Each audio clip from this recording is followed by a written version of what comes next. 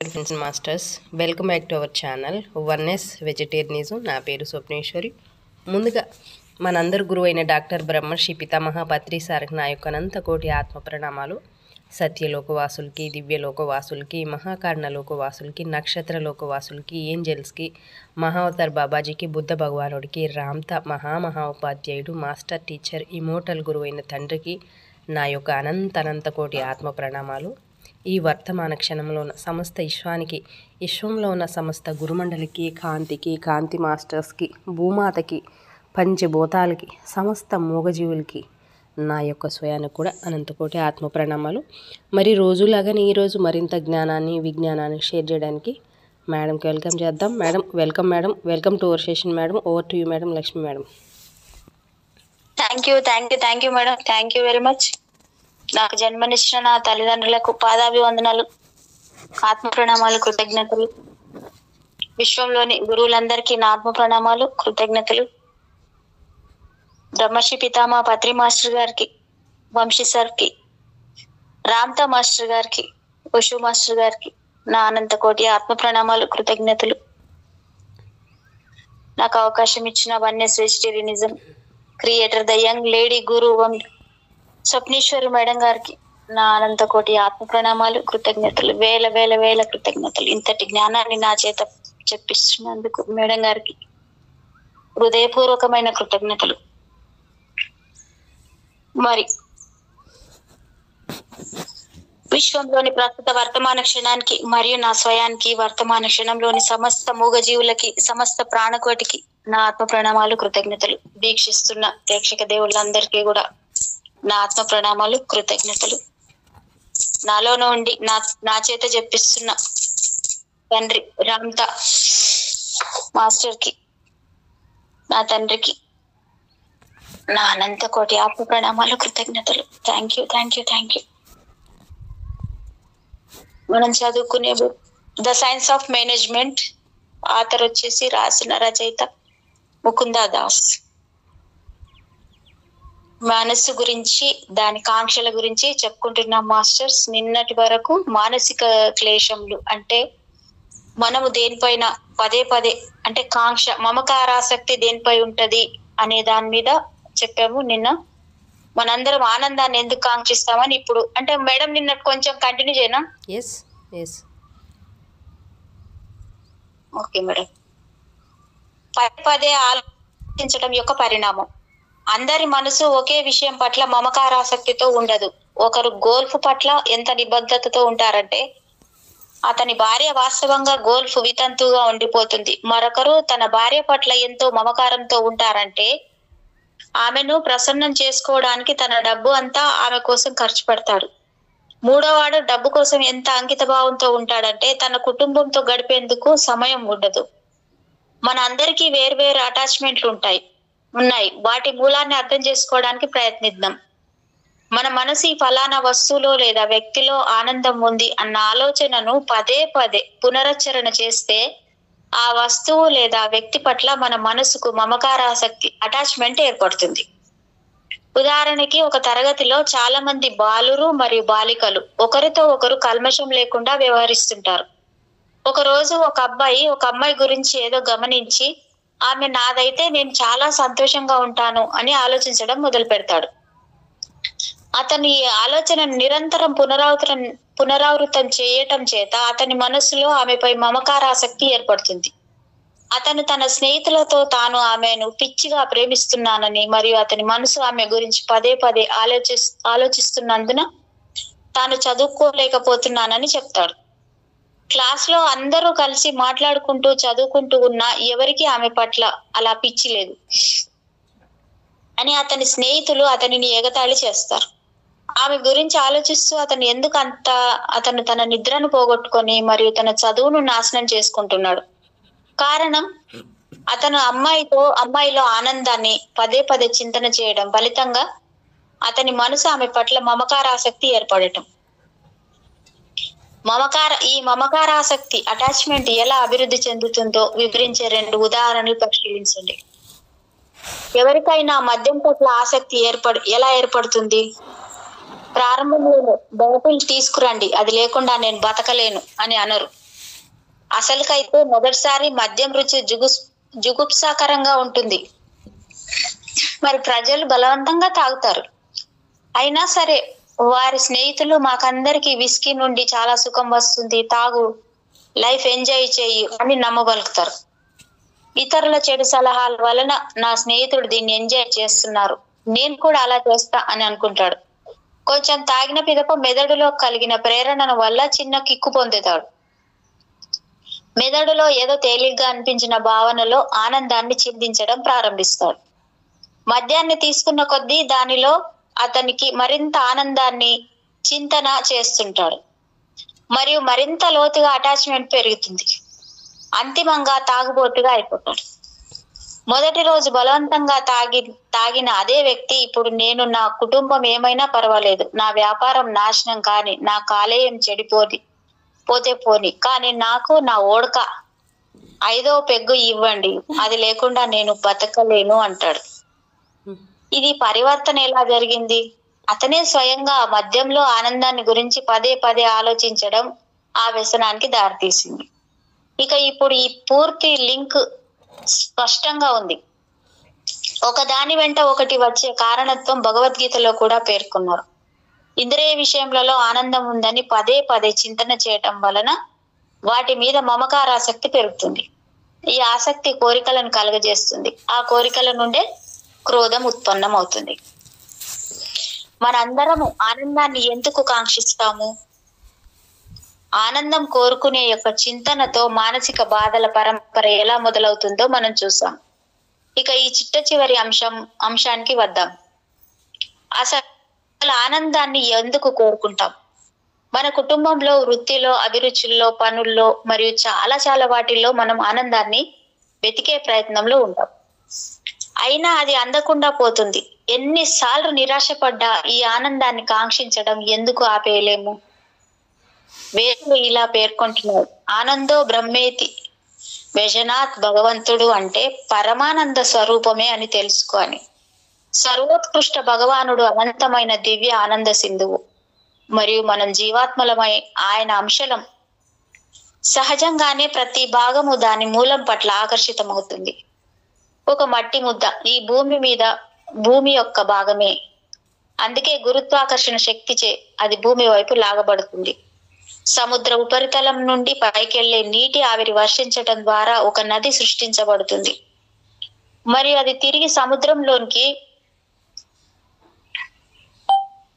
సముద్రంలోనికే ప్రవహిస్తుంది. అదే విధంగా మనం జీవాత్మలం, ఆ అనంతమైన దివ్య ఆనంద సింధు యొక్క చిన్న చిన్న బిందువులం. అందుకే మనం స్వస్వభావంగా ఆనందాన్ని కోరుకుంటాం. భగవంతుని అనంతమైన ఆనందాన్ని పొందే వరకు మనం సంతృప్తి చెందాం. మరో మాటలో చెప్పాలంటే ఒక చిన్న భాగమైన జీవాత్మ ఆ మొత్తాన్ని అంటే ఆ పరమాత్మను సాధించే వరకు ఆనందం కోసం అన్వేషణను మనం ఆపలేము. ఎక్కడో ఒక చోట ఆనందం ఉందని చింతన చేస్తాం మరియు అది జరిగితే మమకారాసక్తి, కోరిక, కోపము మరియు దురాశ మొత్తం ఒకదాని వెంట ఒకటి సహజంగానే అనుసరిస్తాయి. ఆనందంను వెతుకుట మన సహజ స్వభావం అని అర్థం చేసుకున్నాం, దాన్ని మార్చలేం. అయితే మనం ఈ మానసిక క్లేశములను అధిగమించడం ఎలా? ఈ సమస్యకు పరిష్కారం నిజానికి చాలా సరళమైంది. నిమ్న స్థాయి మమకారాసక్తులను ఉన్న స్థాయి వాటితో భర్తీ చెయ్యండి. అంటే నిమ్న స్థాయి మమకారాసక్తులను ఉన్న స్థాయి వాటితో భర్తీ చేయండి. భౌతిక శరీరానికి దాహం ఎంత సహజమో ఆనందం కోసం కోరిక జీవాత్మకు అంత సహజం. నేను ఆనందాన్ని ఎక్కడా ఆలోచించను అని అనుకోవడం అసాధ్యం. అప్పుడు సరళమైన పరిష్కారం ఏంటంటే ప్రయోజనకరమైన వస్తు విషయములలో ఆనందాన్ని చింతించడం. అంతర్గత పెరుగుదల, ఇంద్రియ నిగ్రహణ, సేవ మరియు త్యాగం వంటి సద్గుణాల కోసం కోరికలను పెంపొందించుకోండి. ఉదాహరణకి మనం వివేకవంతులుగా మారటంలో ఆనందం ఉందని పదే పదే చింతన చేస్తే మనకి మంచి జ్ఞానం పట్ల ఆసక్తి ఏర్పడుతుంది. ఇది మరింత జ్ఞానాన్ని పెంపొందించుకోవాలనే గాఢ కాంక్షకు దారితీస్తుంది. జ్ఞానం కోసం కోరిక అనేది మంచిది, మనల్ని బంధించదు, బదులుగా అది మనల్ని ఉద్ధరిస్తుంది. అదే విధంగా మనం మంచి ఆరోగ్యం పట్ల ఆనందాన్ని చింతన చేస్తే మనం దానికి అంకితం అవుతాం. ఇది మన చక్కటి ఆరోగ్యం కోసం బలమైన కోరికను కలుగజేస్తుంది. అలాంటి కోరిక హానికరం కాదు, మనకు ఆరోగ్యంగా మారటానికి సహాయపడుతుంది. సర్వోత్కృష్ట భగవంతుని పట్ల ప్రేమను పెంపొందించుకోవటానికి ఇదే సూత్రాన్ని ఉపయోగించవచ్చు.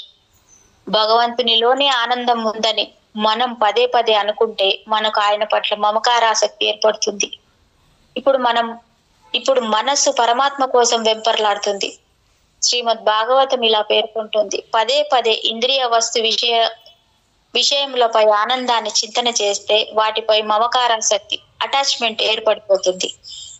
ఇప్పుడు భగవంతుడు అనంత ఆనంద సింధు అని తరచుగా చింతన చేయము. దాంతో ఆ భగవంతుని పట్ల నీకు భక్తి పెరుగుతుంది. ప్రక్రియ అదే, మనం కేవలం దిశను మార్చాలి. శ్రీ రామకృష్ణ పరమహంస ఈ సూత్రాన్ని చాలా స్పష్టంగా ఇలా వ్యక్తీకరించారు. అత్యున్నత దానిపై ప్రేమ ఏ భక్తి, మరియు అల్పమైన దానికదే బీగిపోతుంది. చరిత్రలో గొప్ప సాధువుల కోరిక నుండి విముక్తి పొందలేదు, బదులుగా వారి కోరిక మనకన్నా కోట్ల రెట్లు బలంగా ఉండేది. ఒకే ఒక తేడా ఏమిటంటే, మనం ప్రాపంచిక వస్తు విషయములను కోరుకుంటే వారు భగవంతుని హృదయపూర్వకంగా ప్రేమించాలని మరియు వారి ప్రతి పనితో ఆయనను సేవించాలని కోరుకున్నారు. పరమాత్మతో అనుబంధం భౌతికమైన అనుబంధంలా మనస్సును పాడు చెయ్యదు, పైగా అది మనస్సును శుద్ధి చేస్తుంది. భగవంతుడు పరమశుద్ధుడు. మన మనసును ఆయనతో జత చేసినప్పుడు అది పవిత్రమవుతుంది. భగవద్గీత కూడా ఇలా పేర్కొంటుంది, నిష్కల్మషమైన భక్తి ద్వారా తమ మనస్సుని నాయందే నిమగ్నం చేసిన వారు ప్రకృతి త్రిగుణములకు అతీతులైపోవుదురు మరియు సర్వోత్కృష్ట బ్రహ్మం స్థాయికి చేరుతారు.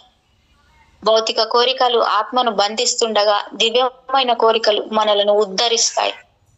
మరైతే కోపం మరియు దురాశల సంగతి ఏంటి? కోపాన్ని మీ స్నేహితుడిగా చేసుకోండి. కోరిక అనేది కోపం మరియు దురాశలకు దారి తీస్తుందని మనం చూసాం. ఉదాత్తమైన దివ్య విషయాల పట్ల కోరికల విషయంలో కూడా ఈ నియమాన్ని మినాయింపు లేదు. అది నెరవేరనప్పుడు భక్తునికి కూడా కోపం వస్తుంది. ఈ కోపాన్ని సరైన దిశలో మళ్లించడమే కీలకం. ఆ ప్రకారంగా రామచరితమానస్ గ్రంథంలో ఒక రామభక్తుడు ఇలా అన్నాడు, ఓ రామచంద్ర ప్రభు, నేనెంత పాపాన్న హృదయుణ్ణి అంటే నీపై భక్తి లేకపోయినా నేను ఇంకా జీవించే ఉన్నాను. కోపాన్ని సరైన ప్రయోజనకర దిశలో పెడితే ఊర్ధ్వ దిశలో మనల్ని మనం మరింత ప్రోత్సహిస్తుంది. అభివృద్ధి లేకపోవటం వల్ల మన మీద మనకే కోపం వస్తే కష్టపడి ప్రయత్నించడానికి మరింత శ్రమిస్తాం, రాజీ పడటానికి నిరాకరిస్తాం మరియు మనస్సుని ఔన్నత్యం దిశగా మరింత ముందుకు నడిపిస్తాం. ఈ విధంగా క్రోధాన్ని సరైన దిశలో పెట్టడం ద్వారా దాన్ని మన మిత్రునిగా మరల్చుకోవచ్చు. దురాశని మీ మిత్రునిగా మార్చుకోండి. కోరికలు తీరితే అది దురాశగా పరిణమిస్తుందని మనం నేర్చుకున్నాం. అదే విధంగా పవిత్రమైన కోరికలు దివ్య దురాశకు దారితీస్తాయి. భక్తుడు మరింత భక్తి కోసం, మరింత దివ్య ఆధ్యాత్మిక జ్ఞానం, ఇంకా మరింత సేవ కోసం పరితపిస్తాడు. ఇటువంటి దురాశ చాలా ప్రయోజనకరమైనది, ఎందుకంటే అది వ్యక్తిని మరింత ప్రగతి కోసం మరింత పరితపించేలా చేస్తుంది. ఈ ప్రకారం ఓ భక్తుడు ఇలా అంటాడు, ఓ సీతారామ, మీ చరణాల పట్ల మీ ప్రేమయుక్త భక్తి రాత్రింబవళ్ళు పెరుగుతూనే ఉండాలని ప్రార్థిస్తున్నాను. ఇది ఒక ఏమాత్రం హాని చేయని పవిత్రమైన దురాశ బదులుగా అది వ్యక్తిని మరింత ఆధ్యాత్మిక ఉన్నత స్థాయి శిఖరాలకు ఎక్కిస్తుంది. మరి అయితే అసూయ సంగతి ఏంటి? మిగతా వాటిలాగే దానికి కూడా సరైన దిశలో పెడితే అది సహాయకారిగా మారుతుంది. ఆధ్యాత్మిక ఎదుగుదలలో మనకంటే ముందున్న ఇతరులను చూసినప్పుడు మనం ఇలా అనుకోవాలి, ఆమె నాతో పాటే జేకే యోగ్ సత్సంగాలకు హాజరు కావడం ప్రారంభించింది. ఆమె చాలా వేగంగా పురోగతి చెందింది మరియు అపారమైన ఓర్పు మరియు సహనాన్ని అభివృద్ధి చేసుకుంది. నేను ఎందుకు వెనకబడిపోయాను? నేను కూడా నన్ను నేను ఉద్ధరించుకోవడం కోసం ప్రయత్నించాలి కదా. ఇదే అసూయ. గర్వాన్ని మీ స్నేహితునిగా చేసుకోండి. భౌతిక దోషములన్నింటిలో పెద్దది గర్వం, అహంకారం. దీన్ని జయించడం అత్యంత కష్టతరం. జనులు శాస్త్ర పండితులు అవుతారు మరియు తపశ్చర్యలో నిశ్చాతులవుతారు. అయిన అహంకారపూరితంగా ఉంటారు. మరొకసారి భగవంతుని వైపు తిప్పడం ద్వారా ఈ అహంకారాన్ని నిర్వీర్యం చేయవచ్చు. రామచంద్ర ప్రభువే నా స్వామి, నేను అలాంటి మహాత్ముడికి దాసుడను అన్న ఈ గర్వం నన్ను వదలకుండుగాక. భగవంతుని పట్ల గర్వం భక్తి పట్ల విశ్వాసాన్ని, ఉత్సాహాన్ని బలపరుస్తుంది. మనలోని అన్ని మానసిక క్లేశములను మనలోనే ఉన్న అతి చెడ్డ శత్రువులు. వాటికి సరైన దిశా నిర్దేశం చేయబడనప్పుడు మన ప్రాణ స్నేహితులం అవుతాం. మనల్ని మనం మార్చుకోవడం కోసం ఇదొక శక్తివంతమైన జ్ఞానం. ఇప్పుడు అంతర్గత పరివర్తన తాత్కాలికంగా కాకుండా శాశ్వతంగా ఉండిపోవటానికి మన అలవాట్లలో ఉన్న శక్తిని మేల్కొల్పాలి. పాత అలవాట్లను విడిచిపెట్టి మరియు ప్రయోజనకరమైన వాటిని ఎలా అభివృద్ధి చేసుకోవాలి, మనలో గొప్ప అలవాట్లను ఎలా స్థాపించవచ్చో చర్చించుకుందాం. ప్రధాన అంశాల సారాంశం. శారీరక రోగాలలాగే మానసిక రుగ్మతలు కూడా ఉంటాయి. కోపము, దురాశ, కోరిక, అసూయ మరియు గర్వం ఇతర మానవ వైఫల్యాలన్నీ మానసిక రుగ్మతలే. ఇవి శారీరక రుగ్మతల కంటే ఎక్కువ ప్రభావం చూపిస్తాయి. కోపం దానంతట అదే రాదు. కోరిక నెరవేర్పులో ఆటంకం ఏర్పడితే అది కలుగుతుంది. కోరిక అనేది ఎన్నటికీ సంతృష్టి లేని ఒక వ్యాధి. మనం ఎంత ఎక్కువగా కోరికలు నెరవేర్చుకుంటే అంత ఎక్కువగా అది ప్రజ్వరిల్లుతుంది. కాబట్టి దురాశ అనేది కోరికల నెరవేర్పు నుండే వస్తుంది. కోరిక అనేది వస్తువులతో లేదా వ్యక్తుల పట్ల మమకారంతో, అటాచ్మెంట్ తో పుడుతుంది. మనం ఎప్పుడైనా ఎక్కడైనా ఎవరిలోనైనా ఆనందం ఉంది అని పదే పదే ఆలోచిస్తూ ఉన్నప్పుడు ఆ విషయం పట్ల మమకారాసక్తి, అటాచ్మెంట్ ఏర్పడుతుంది. ఆనందం గురించి చింతన చేయటం అనేది జీవాత్మకు అసంభవం. స్వయాన ఆ భగవంతుడే ఆనంద సింధువు మరియు ఆత్మ భగవంతుడిలో ఒక భాగం కనుక సహజంగానే ఆనందాన్ని వెతుక్కుంటూ ఉంటుంది. సరైన దిశలో ఆనందాన్ని వెతుక్కోవడం ఇక ఉన్న పరిష్కారం. భగవంతునిలో ఆనందం గురించి పదే పదే ఆలోచించడం ఆయన పట్ల అనుబంధానికి దారితీస్తుంది. ఇది భగవంతుని దిశలో కోరికలను మళ్లిస్తుంది. భగవంతుడు పరిపూర్ణ పరిశుద్ధుడు కాబట్టి ఆయన పట్ల కోరిక మనస్సును దిగజార్చదు. బదులుగా అది ఆయన పట్ల భక్తితో శుద్ధి అవుతుంది. 1. అలవాట్ల శక్తి. అలవాటు అంటే ఏమిటి? సరళంగా చెప్పాలంటే ఇది ఒక వ్యక్తి యొక్క స్వస్వాభావిక ఆలోచన విధానం లేదా ప్రవర్తన. అలవాటు ప్రకారం ఉన్న ప్రవర్తన సహజమైనది లేదా స్వయం చాలకంగా ఉంటుంది మరియు స్వీయ విశ్లేషణను కోరదు. మంచికో చెడుకో గాని ఈ అలవాట్లు మన వ్యక్తిత్వంలో ఒక అంతర్గత భాగంగా మారుతాయి. ఉదాహరణకు పొద్దున్నే మంచం మీదే టీ తాగడం అలవాటైపోయిన వారు ఆ కప్పు టీ తాగనిదే మంచం దిగలేరు. రోజు ఆఫీస్ అయిపోయాక టెన్నిస్ గేమ్ ఆడటానికి అలవాటు పడిపోయిన వారు వాన కురిసిన రోజుల్లో కూడా ఆట ఆడలేకున్నప్పుడు చాలా ఇబ్బందిగా ఫీల్ అవుతారు. భోజనంతో పాటుగా వైన్ తాగటం అలవాటైన వారికి అది లేకుంటే ముద్ద దిగదు. మరి ప్రతిరోజు ఆధ్యాత్మిక సాధన ద్వారా మనసును ఉద్ధరించుకునేవారు ఒక్కరోజు సాధన తప్పినా ఏదో వెలితిగా ఫీల్ అవుతారు. ఇది కరెక్ట్. కండిషనింగ్ యొక్క శక్తి. మేడం ఇది కరెక్టే. ఎస్, అంటే అది అలవాటు అయిపోతుంది కదా మేడం. కండిషనింగ్ యొక్క శక్తి. భారతదేశంలోని ఒడిస్సాలో గణపతి జిల్లాలో మహేంద్రగిరి కొండల దిగువన ఉన్న ప్రాంతంలో ఏనుగులకు శిక్షణ ఇచ్చే చోటు ఉంది. నేను ఒకసారి మహేంద్రగిరిని సందర్శించాను. భూమిలోకి తవ్వి పాతిన చెక్క కొయ్యలకు వరుసగా ఏనుగులను తాడుతో కట్టి ఉంచుతారు. ఏనుగులను ఇలా మచ్చిక చేసుకోవడం యొక్క రహస్యం గురించి నేను మావాటి వాడిని ఏనుగుల సంరక్షకుడిని అడిగాను. ఆ మావాటి వాడు ఇలా చెప్పాడు, స్వామీజీ, ఆ ఏనుగు చిన్నగా గున్నగా ఉన్నప్పుడు ఆ కొయ్య చెక్కకు తాడుతో కట్టేసేవాళ్ళం. మొదట్లో దానికి కట్టివేయబడిన అలవాటు ఉండక ఒకటే గింజుకునేది. అది చిన్నది, అంత శక్తి లేకపోవడం చేత మరియు తాడు బలమైంది కావటంతో తాడుకు గుంజి అలసిపోయి చివరికి ఒక రోజు ఇలా లాగడం దండగానే నిర్ణయానికి వస్తుంది. అప్పుడు ఇక కదలకుండా ఉంటుంది. దానికి మనసులో కండిషనింగ్ అయిపోయింది. ఆ తర్వాత అదొక పెద్ద భారీ ఏనుగు అయిపోయిన తర్వాత కూడా దాన్ని అదే కొయ్య చెక్కకు తాడుతో కట్టేస్తాం. ఒకసారి గుంజితే చాలు, అది స్వేచ్ఛగా వెళ్ళిపోవచ్చు. కానీ అది అలా చెయ్యదు. ఎందుకంటే దానికి కట్టివేయబడిపోయాను అన్న కండిషనింగ్ ఏర్పడిపోయింది. మనసుకు ఆ కండిషనింగ్ చేసేసుకుంది మేడం. మనం మానవులము, మనం కూడా ఎలా కండిషనింగ్ అయ్యాము అలాగే ప్రవర్తించేందుకు మొగ్గు చూపుతాం. మన మనసు ఎలా కండిషనింగ్ చేయబడిందో అదే అలవాటు ప్రకారం, అదే అలవాట్లు శక్తి ప్రకారంగా పనిచేస్తాం. మానవులుగా మనకు నచ్చినట్లు ఎంచుకునే స్వేచ్ఛ ఉంది. కానీ అందుబాటులో ఉన్న ప్రత్యామ్నాయాలను మన అరుదుగా పరిగణనలోకి తీసుకుంటాం. మన రోజువారీ వైఖరులు, దృక్పథాలు కూడా మానసిక కండిషనింగ్ నుంచే వస్తాయి.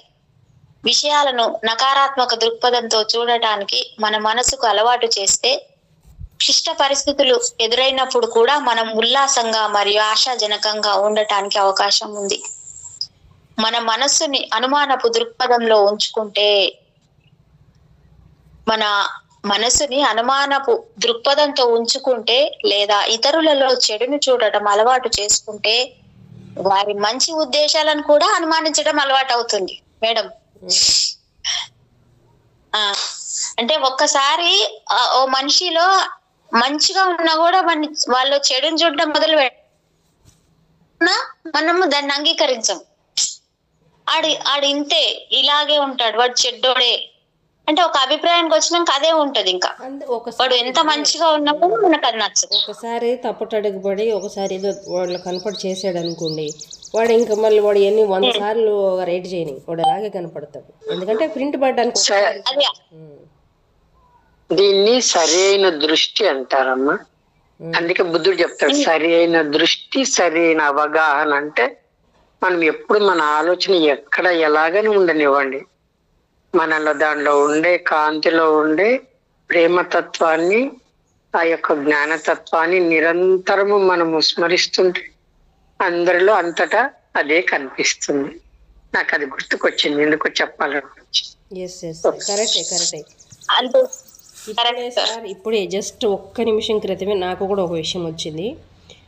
అంటే మనం ధ్యానం చేయడం, కొంచెంసేపు శ్వాస మీద ధ్యాస పెట్టడం అది కాదు కదా. ఎంతసేపు చేస్తాం, అలా చేయకపోతే మళ్ళీ కాదా లేదా అలా ఏం కాదు. శ్వాస మీద ఆలోచన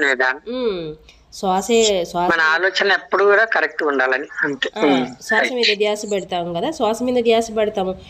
ఎంతసేపు కొంతసేపు కూర్చున్నంతసేపే పెడతామా, మళ్ళీ ఏమవుతుంది. కానీ అలా కాదు కదా, శ్వాసే కదా.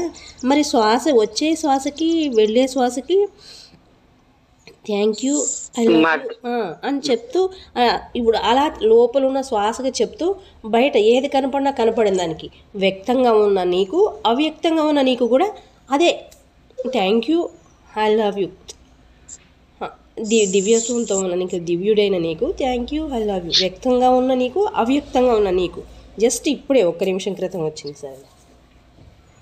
మీరు ఇప్పుడు చదివారు చూడమ్మా, మన యొక్క ధ్యాస దేవుడి మీద పెట్టినప్పుడు, నిరంతరం ఆయన మీద పెట్టినప్పుడు మనకు ధ్యాస ఉంటుందండి. కాబట్టి దేవుడు ఎక్కడ ఉన్నాడు? దేవుడి లోపల. ఇప్పుడు మనము దేవుడి మీద ఆధారపడుతున్నాము. దేవుడి లోపల ఏముంది? దేవుడి లోపల అనంతం ఉంది, అనంతమైన కాంతి ఉంది అన్నమాట. మీకు అర్థమవుతుందా? కాబట్టి దేవుడి మీద ఆధారపడడం భక్తి తత్వం అయితే, దేవుడి లోపల ఉండే అనంతమైన కాంతిలోకి మనం కూడా వెళ్ళి దేవునితో పాటు మనం ఉండడమే ధ్యానము. అర్థమైందా? అర్థం కదా? అంటే దైవ రూపాన్ని చూస్తూ మనం లిమిట్ గా ఉన్నాడు దేవుడు, నన్ను రక్షిస్తాడు అని మనం ఆధారపడతాం. ఓకే, దేవుడు ఏమంటాడు? నా లోపల చూడు అంటాడు. నా లోపల అంటే ఆయన అనంత స్వరూపుడు, అనంతమైన స్థితి, అనంతమైన కాంతితో ఉన్నాడు, కలిసి ఉన్నాడు. కానీ మనకు కనిపించడానికి ఒక ఆకారము, అవుట్ లైన్, బార్డర్ లైన్ వేసుకొని కనిపిస్తున్నాడు. కాబట్టి ఎప్పుడైతే మనం అనంతమైన కాంతిలోకి వెళ్తా, అదే రామతో చెప్తాడు, అనంతమైన కాంతిలోకి వెళ్ళిపోతే, నీవు దైవత్వంలోకి వెళ్ళిపోతే దైవం నీవు కలిసి అనంతంలో ఉన్నారు. ఆ అనంతమైన లిమిట్ లోనే ఉండండి. అందుకే మీరు రోజు చెప్తారు, నేను యేసు స్పృహను గ్రహించాను, నేను అనంతాన్ని అని మీరు రోజు అఫర్మేషన్స్ ఇస్తారు చూడండి. రాత్రిపూట ఉదయం 3:30కి. అది అన్నమాట. ఓకే, అది ఎందుకు చెప్పాలనిపించింది. Okay sir, okay sir, thank you sir. Continue చేయండి. Okay sir, okay. మన రోజువారీ వైఖరులు, దృక్పథాలు కూడా మానసిక కండిషనింగ్ నుంచే వస్తాయి. విషయాలను నకారాత్మక దృక్పథంతో చూడటానికి మన మనస్సుకు అలవాటు చేస్తే, మేడం ఇక్కడ చూడండి, నకారాత్మక ఆలోచనలు దృక్పథం చూడడానికి అలవాటు చేస్తే క్లిష్ట పరిస్థితులు ఎదురైనప్పుడు కూడా మనం ఉల్లాసంగా మరియు ఆశాజనకంగా ఉండటానికి అవకాశం ఉంది. మన మనసుని అనుమానపు దృక్పథంలో ఉంచుకుంటే లేదా ఇతరులలో చెడును చూడటం అలవాటు చేసుకుంటే వారి మంచి ఉద్దేశాలను కూడా అనుమానించడం అలవాటు అవుతుంది. అదే ప్రకారంగా ఔదార్యము, సానుభూతి, భయము మరియు ఈర్ష్య వంటి తలంపులు కూడా అలవాటైన ఆలోచన సరళి నుండే వస్తాయి. మొదటి అలవాట్లను మనం ఏర్పరచుకుంటాము, తర్వాత ఆ అలవాట్లు మనల్ని మార్చుతాయి. ఎస్, అబ్బా, ఎందుకు ఈ అలవాట్లు ఇంత శక్తివంతంగా మనపై పట్టు బిగిస్తాయి? దీనికి కారణం మెదడు పనిచేసే విధానమే. ఇది ఎలాగో అర్థం చేసుకుందాం. మెదడు యొక్క న్యూరోప్లాస్టిక్ స్వభావం. మానవ మెదడు 100 కోట్ల న్యూరాన్లను కలిగి ఉందని న్యూరాలజీ శాస్త్రం చెబుతుంది. ఇది ఒకదానితో మరొకటి కలిసి అనుసంధానమై ట్రిలియన్ల న్యూరల్ సర్క్యూట్లను ఏర్పరుస్తాయి. మెదడులో మనం ఉత్పత్తి చేసే ప్రతి ఆలోచన సరళి నాడీ సందులను వాడుకుంటుంది. మనం పదే పదే ఏదైనా ఆలోచనల సరళిని అనుసరిస్తే అది మెదడులో అచ్చు వేసినట్లు ఏర్పడుతుంది. న్యూరోప్లాస్టిసిటీ అని పిలువబడే ఈ ప్రక్రియ ఏమిటంటే, పరిస్థితులు లేదా వాతావరణంలోని మార్పులకు ప్రతిస్పందనగా కొత్త నాడీ అనుసంధానాలను ఏర్పరచడం ద్వారా మనస్సు తనను తాను పునర్వ్యవస్థీకరించుకునే సామర్థ్యం. న్యూరోప్లాస్టిసిటీ యొక్క పర్యవసానం ఏమిటంటే, మెదడులో ఒక నాడీ వలయం బలంగా ముద్రించబడినప్పుడు ఆ సంబంధిత ఆలోచన సరళి మనసుకు సులభంగా వస్తుంది, తద్వారా దానిని కండిషనింగ్ చేస్తుంది. మానవ జంతు ప్రవర్తనల పై అలవాట్ల ప్రభావాన్ని మొట్టమొదట పేర్కొన్నది ప్రముఖ రష్యన్ శరీర భౌతిక శాస్త్రవేత్త ఇవాస్ పావ్లోవ్. ఆయన 1904వ వైద్య శాస్త్రంలో నోబెల్ బహుమతి గెలుచుకున్నాడు. శూనకాలతో ఆయన చేసిన ప్రసిద్ధ ప్రయోగాల గురించి మీరు వినే ఉంటారు. పావ్లోవ్ పరిశోధన క్లాసికల్ కండిషనింగ్ సిద్ధాంతానికి మార్గం సుగమం చేసింది. అతను మొదట్లో శూనకాల జీర్ణ వ్యవస్థపై సమాచారాన్ని సేకరించడానికి తన అధ్యయనాన్ని ప్రారంభించాడు. తన ప్రయోగశాల సహాయకుల సాయంతో శూనకాలు ఎంత లాలాజలాన్ని ఉత్పత్తి చేస్తాయో అతను డాక్యుమెంట్ చేశాడు. క్షీరదాలు ఆహారాన్ని విచ్ఛిన్నం చేయడానికి సహాయపడటానికి నోటిలో జలాన్ని ఉత్పత్తి చేస్తాయి. శూనకాలకు ఆహారం ఇచ్చే ల్యాబ్ అసిస్టెంట్లు తెల్లటి కోట్లు ధరించేవారు. కానీ ఆహారాన్ని అందించకపోయినా శూనకాలు తెల్లటి కోటు వేసుకున్న సహాయకులను కేవలం చూడటంతోటే లాలాజలాన్ని కాచడం ప్రారంభిస్తాయని సావ్లోవ్ త్వరలోనే గమనించాడు. ఆ తదుపరి అతను ఒక అధ్యయనం నిర్వహించాడు. దీనిలో అతను కుక్కలకు ఆహారం ఇచ్చిన ప్రతిసారి గంట మోగించాడు. త్వరలోనే బెల్ మోగించడం శూనకాలను లాలాజలం ఊరించేలా చేసింది. శూనకాలు గంటకు కుక్కలు మేడం శునకాలు గంటను ఆహారంతో ముడిపెట్టడం నేర్చుకున్నాయి. ఫలితంగా ఆహారం వలె బెల్ మోగించడం కూడా అదే ప్రతిస్పందనను కలుగజేస్తుంది. ఇది మానవ ప్రవర్తనకు అర్థం చేసుకోవడానికి కొత్త వెలుగునిచ్చే క్లాసికల్ కండిషనింగ్ సిద్ధాంతానికి దారితీస్తుంది. మనస్తత్వవేత్తలు ఇప్పుడు మెదడులోని నాడీ మార్గాల్లో ఆలోచన విధానాలు ఎలా అచ్చు వేయబడతాయో అర్థం చేసుకున్నారు. న్యూరోప్లాస్టిసిటీ యొక్క ఈ స్వభావాన్ని మన ప్రయోజనం కోసం ఎలా వాడుకోవచ్చు? ఇది తెలుసుకోవాలంటే అసలు అలవాటు ఏర్పడే విధానాన్ని అర్థం చేసుకోవాలి. ఏదైనా శారీరక లేదా మానసిక పని చేయాలని మనం నిర్ణయించుకున్నప్పుడల్లా మన మెదడు వివిధ ప్రాంతాల్లో న్యూరాన్లను ఉత్తేజం చేస్తుంది. సెన్సార్ మోటార్ ప్రాంతం, నియోకార్టెక్స్ మరియు ప్రీఫ్రంటల్ లోబ్స్ తో సహా. కానీ అద్భుతం ఏమిటంటే మెదడుకి సెల్స్ ప్రోగ్రామింగ్ సామర్థ్యం ఉంటుంది.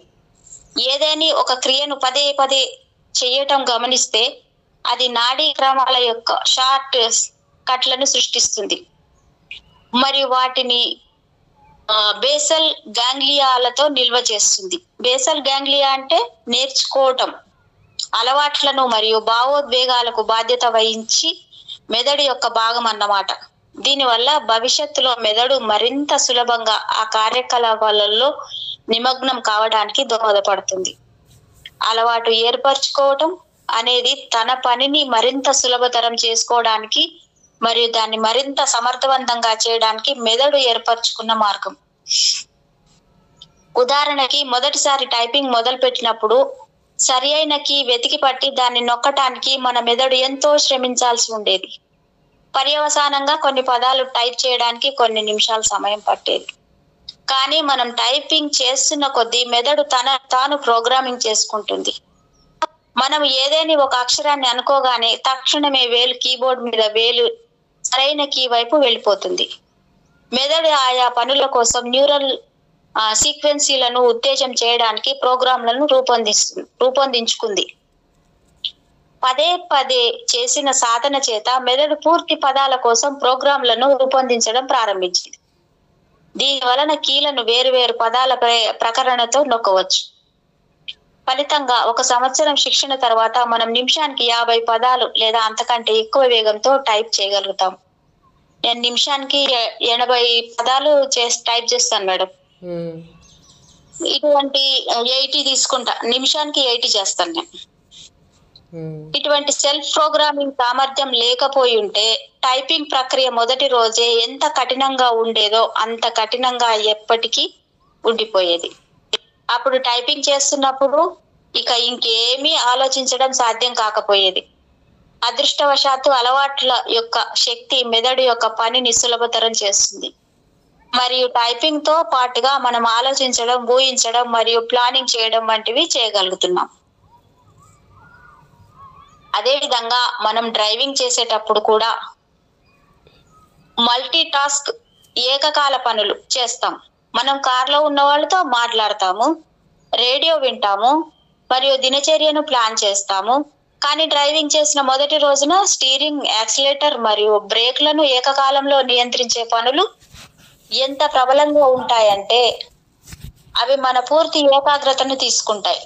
నిరంతర అభ్యాసంతో మెదడు తనను తాను ప్రోగ్రామింగ్ చేసుకుంటూ ఈ పనుల నుండి అలవాట్లను సృష్టిస్తుంది.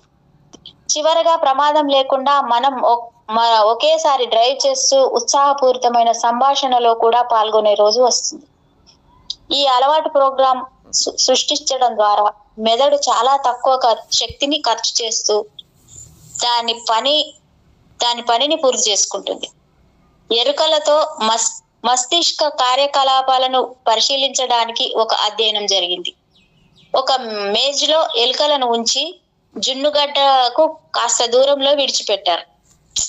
అవి క్రమంగా వాసనతో దాని దగ్గరికి చేరుకున్నాయి. ఈ ప్రయోగాన్ని పునరావృతం చేసిన కొద్దీ మెదడు ఆయా మార్గాలను నేర్చుకుంటూ జున్నుగడ్డ చెంతకు త్వరగా చేరుకున్నాయి. ఒక నెల రోజుల తర్వాత మేజులో ఎలుకలను విడిచిపెట్టిన వెంటనే జున్నుగడ్డ వద్దకు పరిగెత్తేవి. వాటి తలపై అమరిన పరికరాల ద్వారా గమనించబడింది ఏమిటంటే అవి నేర్చుకున్న కొద్దీ మెదడులోని క్రియాశీలత క్రమేపీ తగ్గింది అని. ఆ వృత్తంలా ఉండే అలవాటు యొక్క పనితీరు. ఏదేని అలవాటుకి మూడు భాగాలు ఉంటాయి. 1 ప్రేరణ, 2 ప్రతిస్పందన మరియు 3 ప్రతిఫలం. ఈ ప్రేరణ మెదడుకు ట్రిగ్గర్ లా పనిచేస్తుంది. దాంతో అది కండిషన్డ్ ప్రవర్తనతో ప్రతిస్పందిస్తుంది. ఆ ప్రవర్తన వల్ల ప్రతిఫలం వచ్చినప్పుడు భవిష్యత్తులో ఇదే మాదిరి ప్రవర్తనకు మరింత బలం చేకూరుతుంది. ఉదాహరణకి మీరు 1 నెల రోజుల పాటు టీవీ చూసేటప్పుడు టీ తాగారనుకోండి, అదొక అలవాటుగా మారుతుంది. ఇప్పుడు మీరు టీవీ ముందు ఎప్పుడు కూర్చున్నా అది ట్రిగ్గర్ వల్లే పనిచేస్తుంది. టీ కోసం కోరికను సృష్టించి మెదడు స్పందిస్తుంది. టీ తాగినప్పుడు వచ్చే ఇంద్రియ తృప్తి ఈ అలవాటుని చక్రాన్ని మరింత బలోపేతం చేస్తుంది. మెదడు ఎంత తెలివైనదంటే దానికి పరిపుష్టి బాహ్య ప్రతిఫలం అవసరం లేదు. సెరోటోనిన్, ఎండార్ఫిన్, డైఫమైన్ అనే ఫీల్ గుడ్ కెమికల్స్ ఉత్పత్తి చేసి వాటిని మేడం డోపామిన్ కదా. లేదు మేడం, ఇక్కడ డోపామైన్ అన్నాడు. తెలుగులో ఇది ఇంగ్లీష్ లో రాస్తే బాగుండదు, తెలుగులో రాసేసరికి చెప్పడానికి కూడా వస్తలేదు ఇక్కడ. అదే డోపామైన్, ఎండార్ఫిన్, డోపామైన్. డోపామైన్ అనే ఫీల్ గుడ్ కెమికల్స్. డోపామైన్ అదే ఉంటది, ఇది ఒక ఇప్పుడు కెఫిన్ అనేది కాఫీలో ఉంటది మేడం. అవును. సెరోటోనిన్, ఎండార్ఫిన్, డోపమైన్ అనే ఫీల్ గుడ్ కెమికల్స్ ని ఉత్పత్తి చేసి వాటిని ఆ పనిలో నిమగ్నమైన మెదడు భాగానికి పంపుతుంది. కదా ప్రతి వాళ్ళు ఈ రసాయనాలు పడిపోతుంటారు. కాఫీ టీ, అదే అదే టీ కావాలి, కాఫీ టీలు అది కూడా ఒక రకంగా అంటే తాగేవాడికి ఎంత పిచ్చో వీళ్ళకి కూడా అంతే పిచ్చి. అదే ఉంటది. ఈ రసాయనాలు ఫీల్ గుడ్ భావోద్వేగాన్ని సృష్టిస్తాయి, అదే దానికి వచ్చే ప్రతిఫలం. అంటే ఇవన్నీ అంటే తాగాలనే కోరిక ఒకటి జనిస్తుంది, దాని తర్వాత దాన్ని రూపాంతరం చెందుతుంది, దాని తర్వాత తాగిన తర్వాత వచ్చే ప్రతిఫలం అన్నమాట. వావోయ్. మరొక ఉదాహరణ పరిశీలించండి. మీ ఆఫీస్ పని మెదడుకు భారంగా ఉందని అనుకుందాం. ఇది కొంత మార్పును కోరుకుంటుంది. మీరు కొత్త ఈ మెయిల్ యొక్క టింగ్ శబ్దం విన్నప్పుడు మీరు మీ ఇన్బాక్స్ కు వెళ్లి చదువుతారు. ఇది పని నుండి కొంత ఉల్లాసకరమైన మార్పును అందిస్తుంది. మెదడు ప్రస్తుత కాఠిన్యం నుండి ఉపశమనం పొందుతుంది మరియు ఈమెయిల్ యొక్క విషయం నుంచి కొంచెం ఆనందం పొందుతుంది. అదనంగా మెదడు సృష్టించిన ఫీల్ గుడ్ రసాయనాలు అలవాటు చక్రాన్ని బలోపేతం చేస్తాయి. ఇక ఇప్పుడు ప్రతిసారి ఈమెయిల్ టింగ్ శబ్దం వినబడగానే మనసు దానిని చదవడానికి తీవ్ర కోరికను సృష్టిస్తుంది. దీనిని అధిగమించడం కష్టం. అంతే కదా. ఇది ఒక అలవాటుగా మారిపోయింది ఫోన్ లో. అంటే ఇప్పుడు ఏవో ఫోన్ లో మెసేజెస్ వస్తే అయిపోయి అని ఇంకేదో ఏవో పెట్టుకుంటా ఉంటారు. అవి పెట్టుకుంటే టింగ్ వచ్చింది అనుకో, ఓ వచ్చింది అని అలర్ట్ మైండ్. నేను ఇంకెప్పుడు చదవాలి, ఇంకా ఎప్పుడు చూడాలి అని ఎగ్జైటింగ్ అవుతుంది.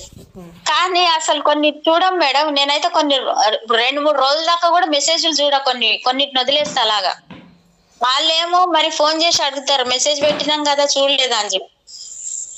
అలా ఉంటది.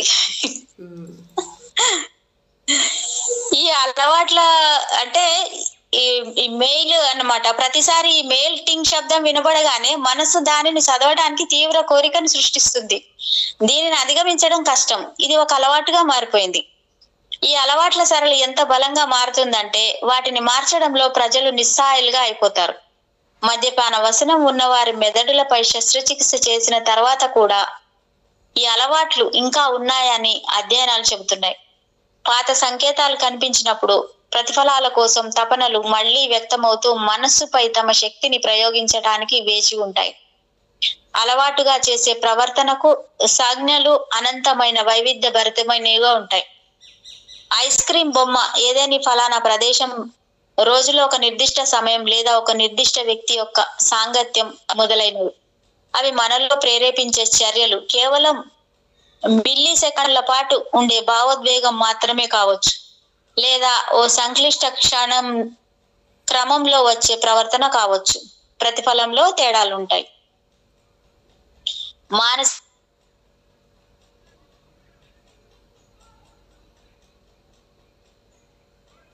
మేడం ఏంటి, ఏమైంది? నెట్ పోయిందా మేడం? పోలేదు. మరి అదే బ్రేక్ అయిపోయింది. హలో, మధ్యలో బ్రేక్ అయింది మేడం. కొంచెం పోయిందా? బ్రేక్ అయింది కొంచెం. అయ్యయ్యో.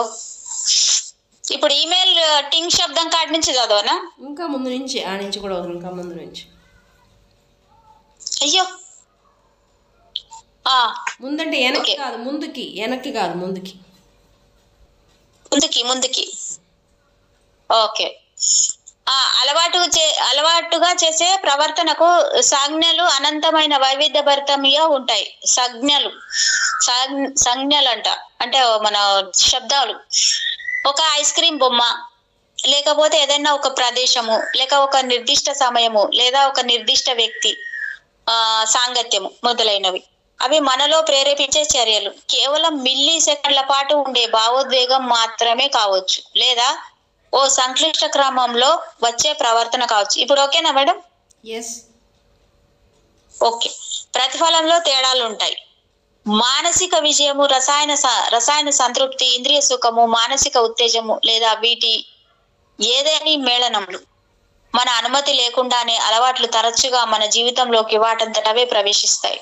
కానీ అవి ఎంత బలంగా పెరుగుతాయంటే అవి మన భవిష్యత్తుని మనం ఊహించిన దానికంటే ఎక్కువగా ప్రభావితం చేస్తాయి. అవి మన మెదడును వాటికి అతుక్కుపోయేట్టు చేస్తాయి మరియు ఇంగిత జ్ఞానంతో సహా అన్నిటినీ పక్కకు నెడతాయి. ఈ విధంగా అలవాట్లను లావు త్రాడుతో పోల్చవచ్చు. ప్రతిరోజు తాడులో ఒక దారాన్ని అల్లుతాం. ఒక దారమే అయితే మనల్ని కట్టేయడానికి చాలా బలహీనంగా ఉంటుంది. కానీ దారాలని కలిపి అల్లినప్పుడు లావు తాడు దాదాపుగా తెంపడానికి వీల్లేకుండా ఉంటుంది. కానీ అదృష్టం ఏమిటంటే ఈ అలవాట్లను మార్చవచ్చు.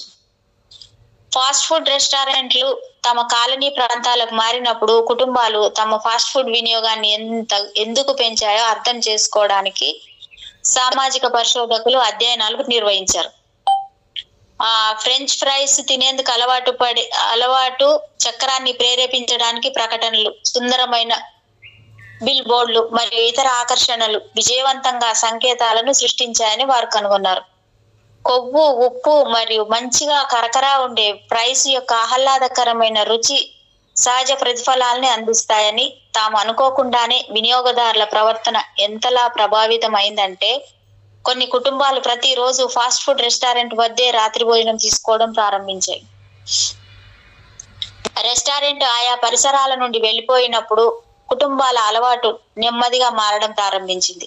వారి ఇంట్లో ఎక్కువసార్లు భోజనం చేయడం ప్రారంభించారు. 1 సంవత్సరంలోనే ఈ అలవాటు పూర్తిగా తగ్గిపోయింది. అలవాటు మారగలవని ఈ విధంగా మనకు తేలిపోతున్నది. మెదడు యొక్క ఈ ప్లాస్టిసిటీ లక్షణం 2 వైపులా పదునైన కత్తిలా పనిచేస్తుంది. ప్రతికూల దిశలో ఉన్నప్పుడు ఇది మన ఆలోచనను హానికరమైన ఆలోచన విధానాలలో ప్రోగ్రామ్స్ చేస్తుంది మరి మానసిక సంఖ్యలు వేస్తుంది. సానుకూలంగా ఉన్నప్పుడు ఇది మెదడును పునర్రూపకల్పన చేయడానికి, పాత అలవాట్లను తొలగించడానికి మరియు కొత్త వాటిని వ్యవస్థాపించడానికి అవకాశాన్ని అందిస్తుంది. అందువలన అలవాట్లను నేర్చుకోవచ్చు మరియు మర్చిపోవచ్చు కూడా. ఈ సంభావ్యత అపారమైంది. మంచి మరియు చెడు అలవాట్లను ఎక్సెల్ షీట్ లోకి మ్యాక్రోలతో పోల్చవచ్చు. మనం చేయాలనుకున్న పనిని చాలా గళ్లలో సెల్స్ పునరావృతం చేయాలంటే వాటిని ఆటోమేట్ చేయడానికి మ్యాక్రోన్ రికార్డ్ చేయవచ్చు మరియు ఎంపిక చేయబడ్డ ఆ సెల్స్ కి ఆ మ్యాక్రోన్ వేగంగా అప్లై చేయవచ్చు. అలవాట్లను మెదడులో మ్యాక్రోల వంటివి ఇవ్వబడ్డ సంకేతాన్ని అందుకున్న తర్వాత మెదడు తన ప్రోగ్రామింగ్ యొక్క చర్యలను ఆటోమేటిక్ గా నిర్వహిస్తుంది. అయితే ఇక్కడ ఒక తిరకాసు ఉంది. రాయబడ్డ మ్యాక్రో తాను సరిగ్గా డిజైన్ చేయబడిందా లేదా అన్న విషయాన్ని పట్టించుకోదు. ఒకవేళ సరైనదైతే ఇది ఆటోమేటెడ్ ప్రక్రియల ద్వారా సమయాన్ని ఆదా చేస్తుంది. కానీ మ్యాక్రోలోనే తప్పులుంటే మొత్తం ఎక్సెల్ షీట్ తప్పులు తడకలుగా అయిపోతుంది.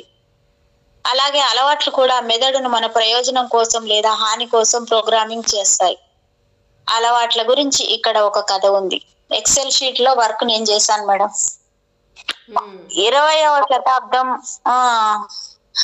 20వ శతాబ్దం ప్రారంభంలో ఒక బ్రిటిష్ అన్వేషకుడు నరమాంస భక్షకుల సమూహాన్ని చూడడం జరిగింది.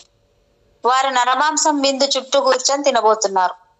ఆ గిరిజన నాయకుడు కేంబ్రిడ్జ్ విశ్వవిద్యాలయంలో చదువుకున్నాడని తెలుసుకున్న అన్వేషకుడు ఆశ్చర్యపోయాడు. మీరు మంచి విద్యను అభ్యసించారు, కానీ మీరు ఇప్పటికీ నరమాంసాన్ని తింటున్నారా అని అన్వేషకుడు అడిగాడు. అవును అన్నాడు నరమాంస భక్షకుల నాయకుడు. ఒకే తేడా ఏమిటంటే ఇంతకు ముందు చేతి వేళ్లతో తినేవాడిని ఇప్పుడు కత్తి ఫోర్క్ తో తింటున్నాను అన్నాడు. ఎవరి దేవుడా!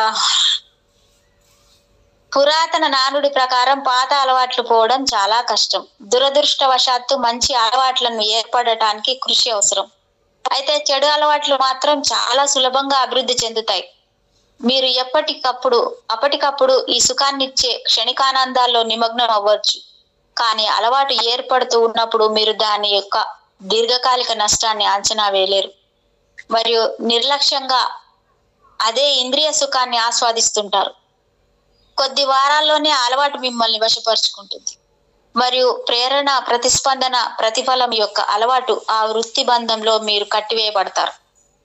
మంచి అలవాట్లు రావడం కష్టం, కానీ వాటితో జీవించడం సులభం. దీనికి విరుద్ధంగా చెడు అలవాట్లు సులభంగా అభివృద్ధి చెందుతాయి మరియు వాటితో జీవించడం కష్టం. చెడు అలవాట్లు మనకు హాని కలిగిస్తాయనే యథార్థాన్ని గమనించి మనం పదే పదే ఎంచుకునే విషయాలని గురించి మరింత అవగాహన కలిగి ఉండాలి. చాలాసార్లు జనులు తమకు తెలియకుండానే జీవితంలో నిర్ణయాలు తీసుకుంటారు. ఇది ఎలా ఉంటుందంటే, ఓ గుర్రంపై వెళ్ళేవాడిని ఎటెళ్తున్నావు నాయనా అని అడిగితే, ఏమో గుర్రాన్ని అడుగు అన్నాడట. ఆ సవారీ చేసేవాడి జవాబు ఆశాస్పదమైనది. దిశానిర్దేశం చేయాల్సింది రౌతు, గుర్రం కాదు. అదే ప్రకారంగా మనం అనుకోకుండా ఎంచుకున్న విషయాలే మనం తర్వాత పశ్చాత్తాపపడే చెడు అలవాట్లుగా మారతాయి. చెడు అలవాట్లు మనపై పట్టు సాధించడానికి కారణం హానికరమైన ప్రవర్తనను మనం పునరావృతం చేసిన కొన్నిసార్లు అది పెద్దగా నష్టం కలిగించినట్టు అనిపించదు. సిగరెట్ యొక్క మొదటి కొన్ని దమ్ములు సిగరెట్లు వ్యసనపరుస్తాయని ముందే చెప్పవు. మద్యం యొక్క ప్రారంభ పెగ్గులు మున్ముందు వచ్చే వ్యసన బలహీనతను గురించి మనల్ని హెచ్చరించవు.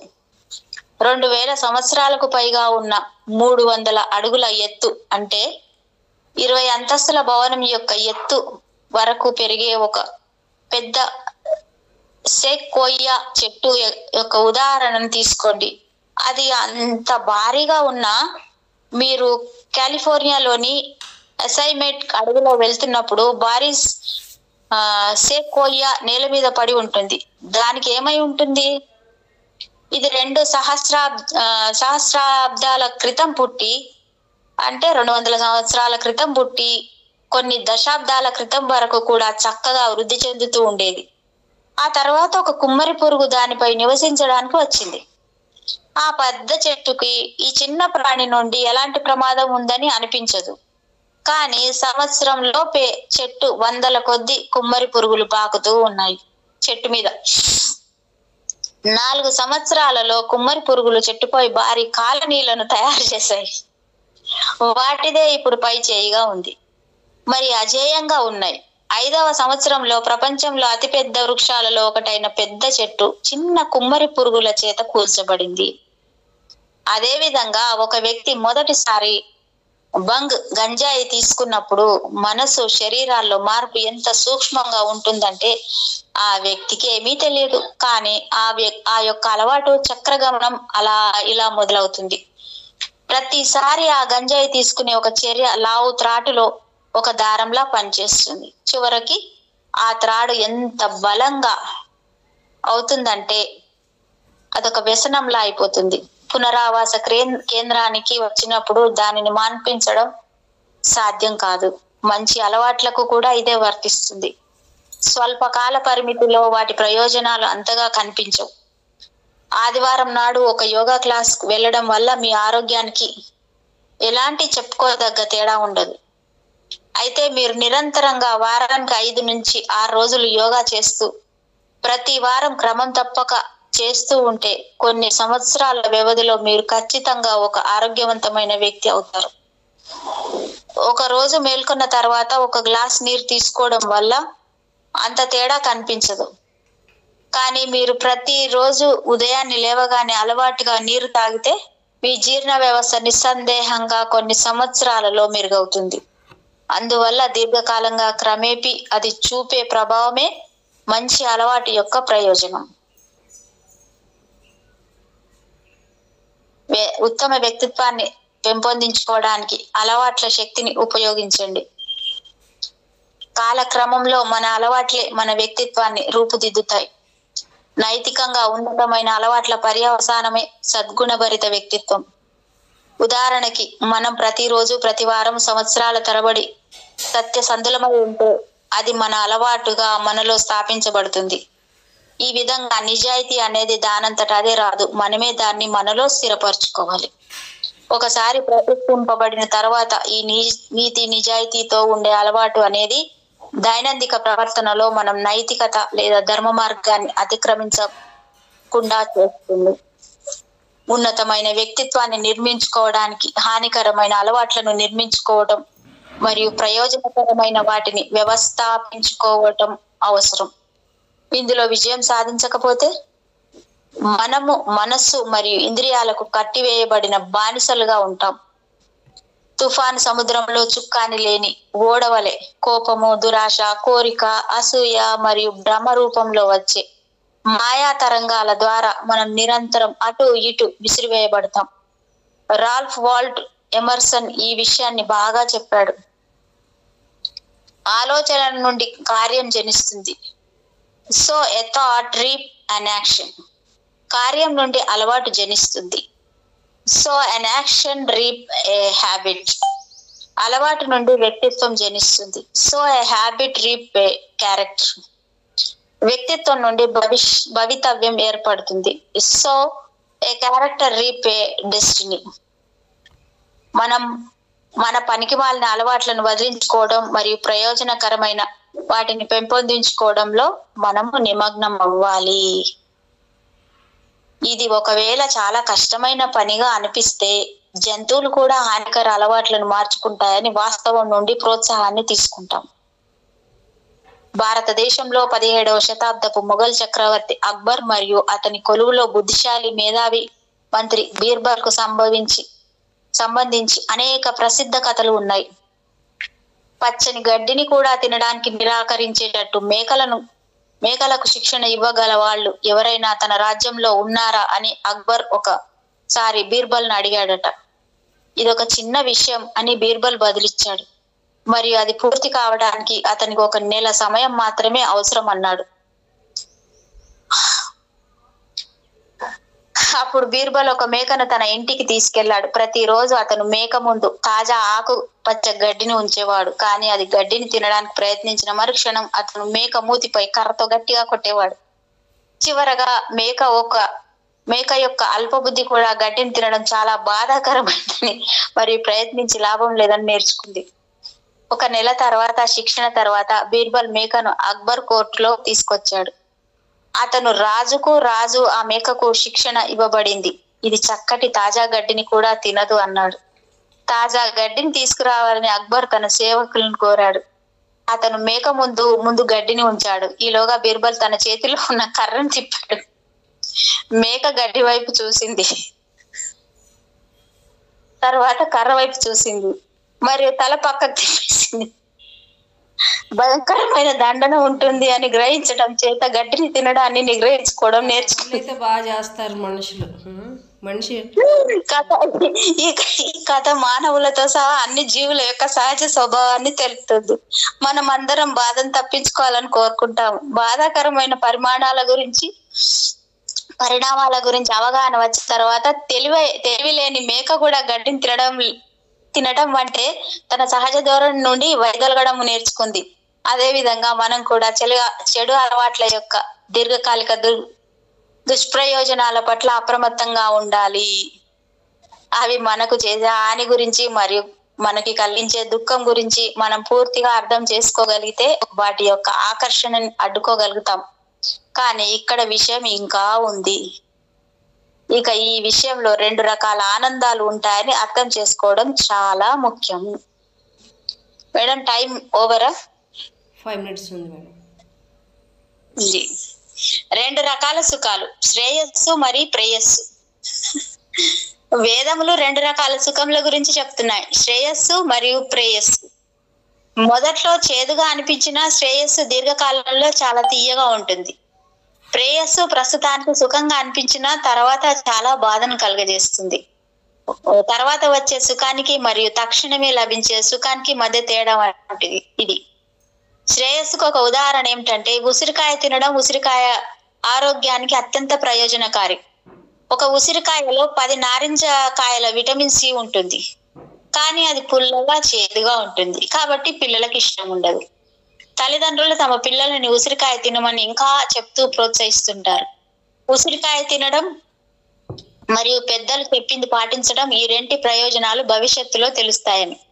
ఆసక్తికరమైన విషయం ఏమిటంటే ఉసిరికాయను తిన్న కొన్ని నిమిషాలలోనే నోటిలోని చేదుగా, రుచిగా, తీయగా మారుతుంది. అదైతే నిజం మేడం, కరెక్ట్. ఇది నిమిషాలలోనే నోటిలోకి చేదు, రుచి, తీయగా మారుతుంది. మరియు సహజ విటమిన్ సి తీసుకోవడం వల్ల ఎన్నో దీర్ఘకాల ప్రయోజనాలు ఉంటాయి. శ్రేయో మార్గపు సంతోషం కూడా అలాగే ఉంటుంది. అప్పటికప్పుడు చేదుగా కనిపించిన చివరికి అమృతంలా ఉంటుంది. ప్రియో మార్గం దీనికి పూర్తి విరుద్ధమైంది. మొదట్లో అమృతంలా కనిపించినా చివరికి విషతుల్యంగా అయిపోతుంది. ఈ శ్రేయస్సు మరియు ప్రేయస్సుల గురించి కృష్ణ యజుర్వేదంలోని కఠోపనిషత్తు ఈ విధంగా చెబుతుంది. 2 మార్గాలు ఉన్నాయి. ఒకటి ప్రయోజనకరమైంది మరియు మరొకటి సుఖాన్నిచ్చేది. ఈ 2 మానవులను చాలా భిన్నమైన గమ్యాలకు చేరుస్తాయి. సుఖప్రదమైనది ప్రారంభంలో ఆనందదాయకంగా ఉంటుంది మరియు దుఃఖంతో ముగుస్తుంది. అజ్ఞానులు దీని వలలో పడి నశించిపోతారు, కానీ జ్ఞానులు దాని ఆకర్షణలచే మోసపోరు. వారు ప్రయోజనకరమైన దాన్ని ఎంచుకుంటారు మరియు చివరికి ఆనందాన్ని పొందుతారు. ఈ అవగాహన మన అలవాట్లను మార్చుకునేందుకు ప్రేరణ అందిస్తుంది. ప్రథమంగా చెడు అలవాట్లను మార్చుకోవడం వల్ల చేకూరే ప్రయోజనాల పట్ల పదే పదే విశ్లేషించి మన మనసుని ఒప్పించాలి. తదుపరి మారకపోవడం వల్ల కలిగే బాధ పట్ల తీవ్ర విచారణ చేయాలి. సుఖ దుఃఖాలను, లాభ నష్టాలను, అనుకూల ప్రతికూలతలను గణించాలి. ఉదాహరణకి వ్యాయామం చేయడానికి ప్రతిరోజు ఒక అరగంట సమయం కేటాయించాలనే అలవాటు పెంపొందించుకోవాలంటే విశ్లేషణ ఇలా ఉండవచ్చు. రోజు 30 నిమిషాలు వ్యాయామం చేసే అలవాటు వల్ల వచ్చే ప్రయోజనం: మెరుగైన ఆరోగ్యం, నిరంతర యవ్వనం, సమయాన్ని సద్వినియోగం చేసుకున్నామనే భావన, మరింత మానసిక స్పష్టత, మనపై మనకే నమ్మకం, చెడు కొలెస్ట్రాల్ తగ్గుదల, ఆరోగ్యవంతమైన గుండె, మెరుగైన కండరాలు, అందరికి నచ్చే వ్యక్తిత్వం, పనిచేయడానికి మరింత సామర్థ్యం. ఈ ఆరోగ్యకర అలవాటును పెంపొందించుకోవడం వల్ల వచ్చే నష్టం: పని చేయడానికి మరింత సామర్థ్యం అంట. మరి ఈ ఆరోగ్య అలవాటును పెంపొందించుకోకపోతే వచ్చే నష్టం ఏంటంటే అనారోగ్య శరీరం, బద్ధకము, బరువు పెరగటము, కొత్త బట్టలు కొనాల్సి రావటం, దాంపత్య భాగస్వామి యొక్క అసంతృప్తి, స్నేహితుల వద్ద ఆత్మవిశ్వాసం లేకపోవడం, త్వరగా వచ్చే ముసలితనం, మధుమేహం వచ్చే అవకాశం, బలహీనమైన ఆత్మస్థైర్యం, ఆత్మ నిగ్రహం, దృఢ సంకల్పం లేకపోవడం. మంచి అలవాటును పెంపొందించుకోవడానికి ఇది ఒక నమూనా విశ్లేషణ. ఇప్పుడు మనం ఒక చెడు అలవాటు నుండి బయటపడాలని కోరుకుంటే మనల్ని మనం ఎలా సమాధానం పరుచుకోవాలి? దానిని నిర్మూలించడం ద్వారా మనకు లభించే ప్రయోజనం, ఆనందాన్ని జాబితా చేయవచ్చు. అంతేకాక మనం దానితో కొనసాగితే కలిగే బాధ, నష్టం యొక్క జాబితాను కూడా తయారు చేయాలి. ఓకేనా madam? Thank you madam, thank you very much. ఇంత గొప్ప అన్ని ప్రతిదీ కూడా మంచి జ్ఞానం పంచడానికి నాకు అవకాశం ఇస్తున్నారు మేడం. ప్రతి బుక్ ఒక జ్ఞాన భాండాగారం. హృదయపూర్వకమైన కృతజ్ఞతలు madam. Thank you so much. Welcome.